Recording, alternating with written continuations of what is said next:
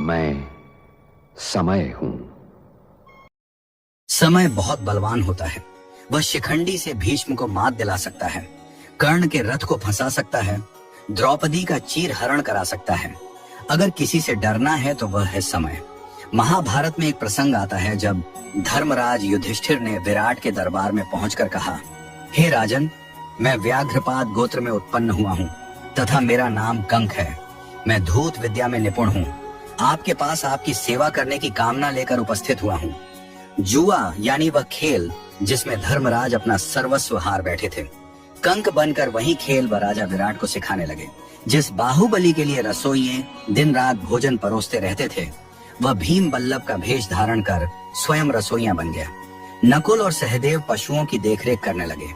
दासियों से घिरी रहने वाली महारानी द्रौपदी स्वयं एक दासी सैरिंद्री बन गई और वह धनुर्धर, उस युग का सबसे आकर्षक युवक, वह महाबली योद्धा, वह द्रोण का सबसे प्रिय शिष्य, वह पुरुष जिसके धनुष की प्रत्यंचा पर बाण चढ़ते ही युद्ध का निर्णय हो जाता था, वह अर्जुन एक नपुंसक बन गया।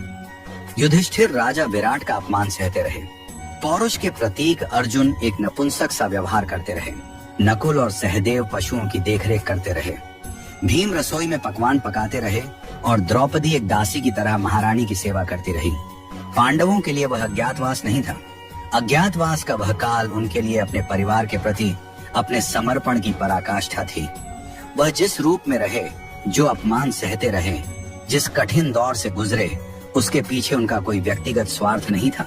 अज्ञातवास का वह काल परिस्थितियों को देखते हुए परिस्थितियों के अनुरूप ढल जाने का काल था। आज भी इस धरती में अज्ञातवास जी रहे। न जाने कितने महायोद्धा दिखाई देते हैं। कोई धन्ना सेठ की नौकरी करते हुए उससे बेवजह गाली खा रहा है क्योंकि उसे अपनी बिटिया की स्कूल की फीस भरनी है। बेटी के ब्याह के लिए पैसे इकट्ठे करता। बाप एक सेल्समैन बनकर दर दर धक्के खाकर सामान बेचता दिखाई देता है।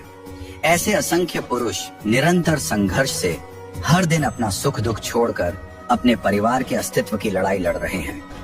रोजमर्रा के जीवन में किसी संघर्षशील व्यक्ति से रूबरू हो तो उसका आदर कीजिए, उसका सम्मान कीजिए। फैक्ट्री के बाहर खड़ा गार्ड, होटल में रोटी परोसता वेटर, सेठ की गालियां खाता मुनिम वास्तव में कंक, बल्लभ और बृहणला हैं। क्योंकि कोई भी अपनी मर्जी से संघर्ष या पीड़ा नहीं चुनता। वे सब यहाँ कर्म करते हैं। वे अज्ञातवास जी रहे हैं, परंतु वह अपमान के भागी नहीं है। वह प्रशंसा के पात्र हैं।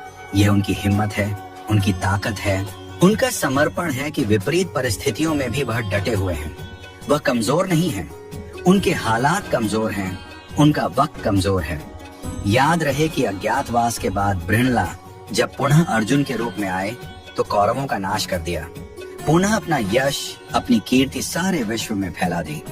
वक्त बदलते वक्त नहीं लगता, इसलिए जिसका वक्त खराब चल रहा हो उसका उपहास और अनादर न करें, उसका सम्मान करें, उसका साथ दें।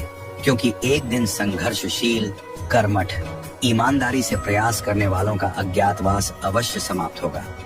समय का चक्र घूमेगा और बृहणला का छद्म रूप त्याग कर धनुर्धर अर्जुन इतिहास में ऐसे अमर हो जाएंगे कि पीढ़ियों तक बच्चों के नाम उनके नाम पर रखे जाएंगे। इतिहास बृहणला को भूल जाएगा, इतिहास अर्जुन को याद रखेगा। हर संघर्षशील, लग्नशील और कर्मठ व्यक्ति में बृहणला को मत देखिए, कंक को मत देखिए, बल्लभ को मत देखिए। हर संघर्षशील व्यक्ति में धनुर्धर अर्जुन को देखिए, धर्मराज युधिष्ठिर और महाबली भीम को देखिए।